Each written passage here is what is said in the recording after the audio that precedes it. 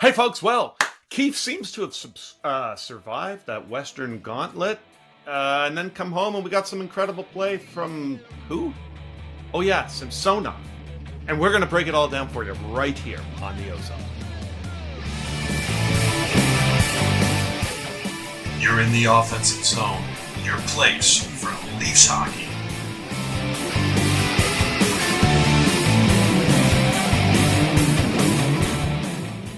Hey, folks, welcome to the OZone. That's Coach. We love you, KD. I'm the Devo. We're here to talk all things Leafs.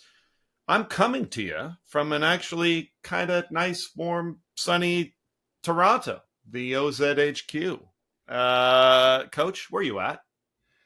Yeah, it's similarly warm and sunny here in London, in the international headquarters.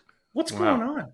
That's a little bit weird. All right, folks, listen, remember, we got a contest going on. So hit subscribe, ring the bell, don't miss any content, and win some tickets to an upcoming Leaf game. But you got to subscribe.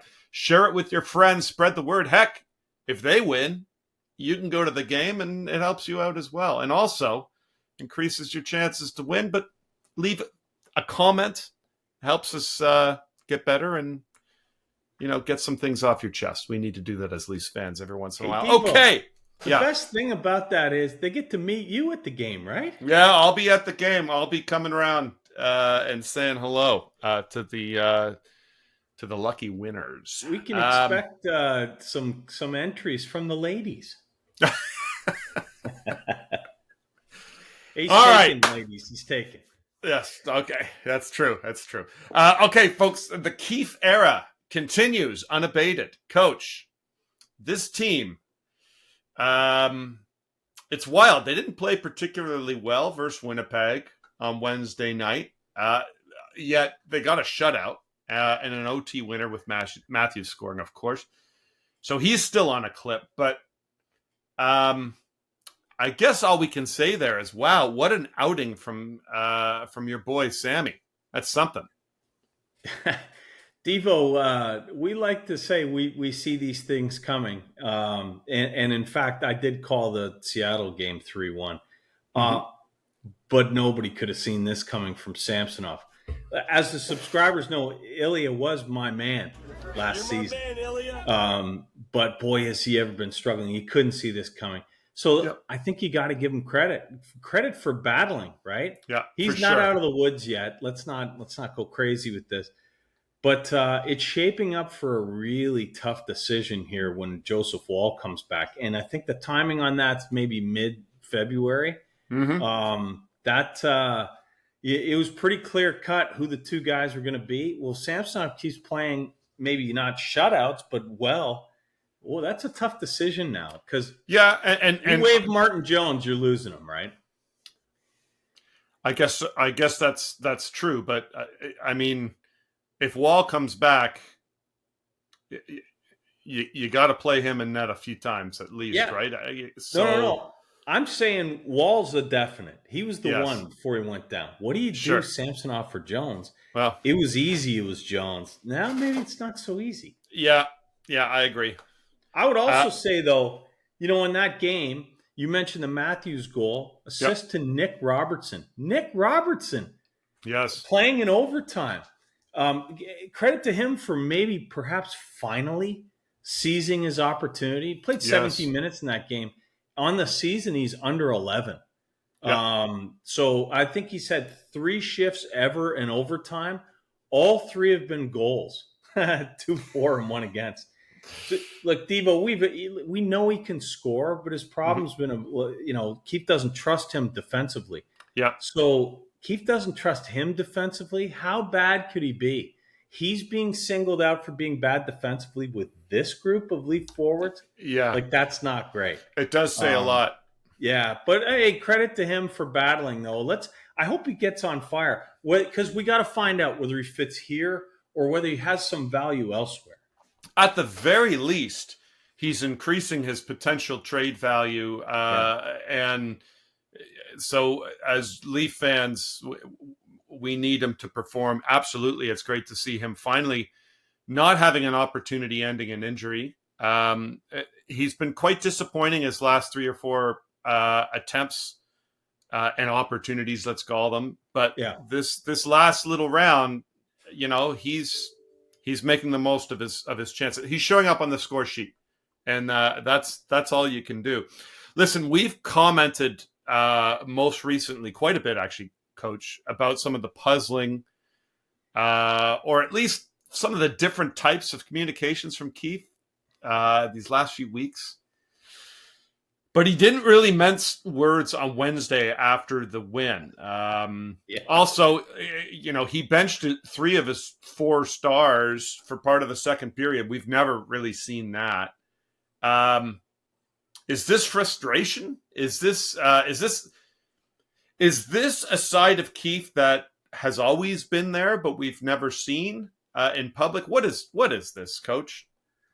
Yeah, in terms of that one instance where we give up the 2-on-0 on the power play, and then he benched those guys. I think it's this, to quote Dr. Evil, useless. And here's where I'm coming from with that. It's not nearly enough, right? He only sat them for 1 power play. And if you look at their overall ice time, those 3 guys, Marner and Nylander still played 22 minutes. Yeah. Matthews played 21. That's above all 3 guys' season average. So they didn't really get punished. I know he said that things were going to change. Remember when he sat David Kampf? He said, hey, yes, things are going to start to get a lot more accountable now, right? Kampf was scratched a month ago. It was December 30th. And now this is the next example. I don't know. It seems few and far between for me, Devo. It seems like a guy is kind of grasping for things. But I'm trying to turn over a new leaf this year. So the pun intended here. But so in fairness, he's done some things ice time wise that have been more consistent. Look at Domi, for example.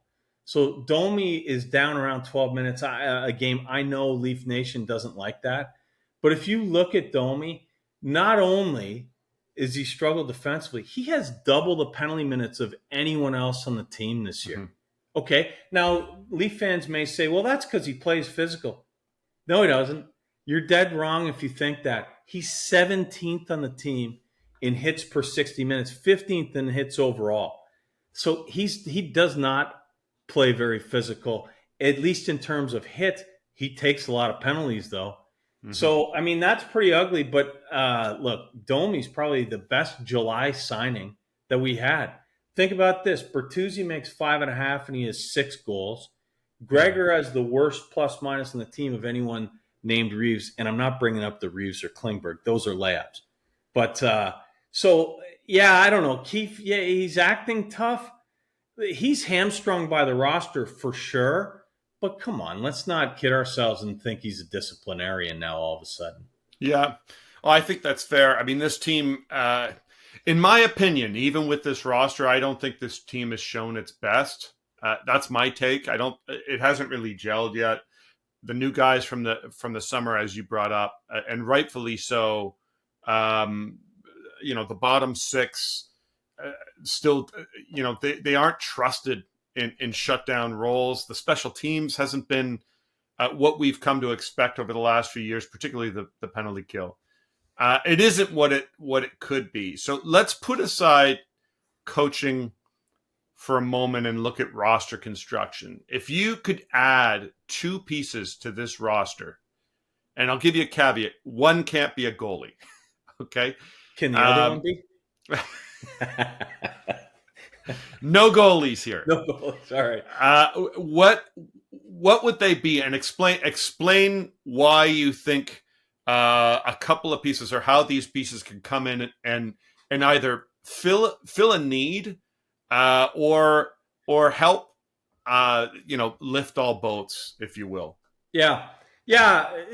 We talked about the goalie situation already. So I do think there's a couple areas we could add. Now, it would be much easier to add a Luke Shen type guy. Like, you can find those guys around. But I really think to have the most impact, the first thing I would want is a defenseman at or above Riley's level. So I'm not looking just for a banger like Shen or Ilya Lyubushkin. I'm looking for a very good all-around D that can play in any situation. That allows you to carry another guy as your pair and have a really solid top four. Mm-hmm. I really think that's very difficult. Those guys make a lot of money. There would have to be money going out, but that's one thing I would do. It's the first thing I would do. Mm-hmm. The second thing I'd do is I'd add a legit top six forward. So if you look at our top six right now, it's what, three and a half guys really are our top six material. As much as us Leaf fans wish it were true, Matthew Nye is not really a top six winger, and Bertuzzi hasn't played like it either. Not really anybody that's been tried in that role isn't legit top six. Domi might have had a chance. He really hasn't had a chance, has he? But he hasn't had enough to know. But no one else has really succeeded there. The only time I was at the game, and I don't mean to jump in and cut you up, but I was at the game. The only time I remember was when Matthews was out, and he centered the top line with Nyes. And you know what? They were actually pretty good. Yeah, and Marner too, right? And so you'd think, all right, like Nyes has really struggled. I think the number of games is catching up to him. Why not? I guess he likes Domi at center, but why not give him a shot up there? I don't know. But look, of the guys that have played, there really hasn't been anybody that's stuck and made an impact on left wing. There is one guy, though, that's a top six left winger on the roster, but he plays center right now and he makes $11 million. Yeah. That's another story. Yeah, and I know that was a loaded question, but I want to take this one step further because I think you're onto something. I think the subscribers want to hear what you have to say on this. You've given us your list, a sort of an upper end top pairing D and a top six winger. Give us some names here, like Sure. Who are guys that could fit this? Who could fit this shopping list that you think are out there, and we'll go from there. Yeah, so like for D, I know a guy like Sean Walker of Philly is available, but I have my sights set higher. I'm looking for guys that are on teams that are likely to be sellers, but that are high end. Devo, I know you're the same as me. It really burns us that we didn't get Jacob Chikrin last year and he went to Ottawa. I think he'd be a great fit here. Noah Hannafin is another guy. Now, Noah Hannafin makes, I think, 7.1. So those guys are legit mid to late 20s, guys that play in every situation. So on the D side, that's what I do. Now, look, I do understand they will cost a lot, not only for the salary cap, but going forward too. We're not in a great cap situation. NHL salary has to go back. I wonder if Ottawa would be interested in a guy like Liljegren plus something else. He's young enough. They're still building. He does have a right curve. Boy, the way TJ Brody's played, that's 5.5, whatever he makes that might be able to go out that way. So maybe that works. On the forward side, go ahead. I was going to say, you brought up Bertuzzi, you brought up Domi, guys like that. They're rentals anyways. And if you don't think they're helping the team now, you can throw them in on a deal because a team that's a seller will take them and spin them out for more picks. Someone is going to want those guys. It doesn't benefit Toronto to be sellers of those guys right now, but you can include them in a deal potentially and have, if it's a team that's trying to lock up futures, they can absorb the cap, send it out, bring in picks. They can keep some of that salary back, get something. Yeah. They can turn that into value for futures. We're not interested in futures. So I don't mind it, Devo. It takes a mindset. It takes a wheeler dealer mindset, and I don't know if our guy is that guy. The biggest deals he's made are in the off season, but I like where you're going with it. Yeah, because for Toronto to deal directly with somebody to get rid of salary, it is someone that a contender would think they could add a piece, a guy like Domi or Bertuzzi, right? Yeah. Yes. So that's not the kind of team that's moving a blue chip D or forward. Yeah. So it does have to be separate transactions. The best thing we have going is we still have Brandon Pridham. He can make that stuff work. He can make the numbers work. For sure. So the other thing I mentioned a bona fide, undisputable top six forward I would add, couple guys I'd have my eye on are Jake Gensel in Pittsburgh. It sure looks like I know they're trying everything they can do to make the playoffs and Sid's having a great year, right? But they're struggling otherwise. Yep. Again, that involves NHL salary going back as well, like we just talked about. I'd actually prefer a guy like Elias Lindholm of Calgary, where if they keep going south. Reason being, there's your number 2 center, rock solid, and you can move Tavares to the wing. Yep, and you have options there if you're playing with a lead. With a guy like that, in my opinion, you can lock up another team with that guy. Yeah, a little bit. He's better than anyone we got.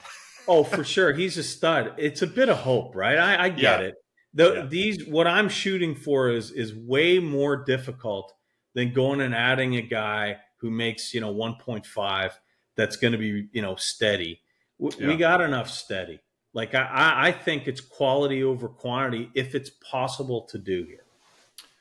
Yeah, it is going to be very tough for sure, and it'll be interesting to see what happens in net, because I think that's still probably the biggest question mark in this organization, and they're going to have to address it if the pieces don't line up in the next 3 weeks around Toronto.